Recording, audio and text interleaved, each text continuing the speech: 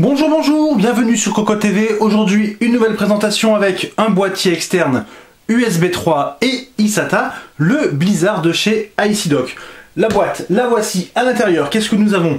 Tout simplement une petite notice, à savoir qu'il n'y a pas grand chose de bien intéressant dessus à dire puisque le boîtier est très simple à utiliser. Cela dit, on peut toujours jeter un œil en cas de question. Nous avons un câble eSATA bien entendu, un câble bleu pour le SATA, et nous avons deux pieds, alors là on en a un sous la main, l'autre est encore dans la boîte avec des petits patins antidérapants qui vont se fixer sous le boîtier ou non, tout dépendra comment on veut l'installer. À savoir que le boîtier, le voici donc avec une forme tout de même assez spéciale, les pieds vont se fixer ici et ici. Si on ne les met pas, il faudra laisser le boîtier comme ceci. Si on le laisse sur la tranche, ça reste stable, mais ça pourrait basculer en cas de choc. Alors on va faire un tout petit peu de place, voilà. Donc le boîtier est noir. Pourquoi cette forme? Tout simplement parce qu'ici nous avons un ventilateur qui va s'allumer en bleu. La vitesse est réglable à l'arrière. Nous avons ici automatique, léger et maximum avec une petite molette pour régler l'intensité de la lumière. Nous avons l'USB 3, l'eSATA et enfin le bouton pour l'alimentation. Comment ça fonctionne? Tout simplement, sur le côté, nous avons deux petits boutons, ici et ici. On appuie. Alors, hop.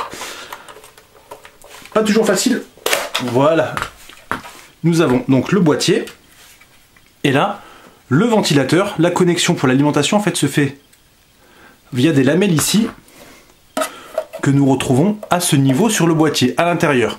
Le PCB, donc pour mettre un disque dur, c'est très simple. On prend le disque, en SATA bien entendu. On vérifie que c'est dans le bon sens. On l'enclenche comme ceci. Pour le sortir, il y a la place de mettre la main. Il n'y a aucun problème par rapport à ça. Ensuite, on remet la petite façade en faisant attention au niveau des picots. Et il n'y a plus qu'à brancher. Pour l'alimentation, nous avons ce petit transfo. C'est vraiment petit, c'est pratique. Et alors, on va voir comment ça s'allume.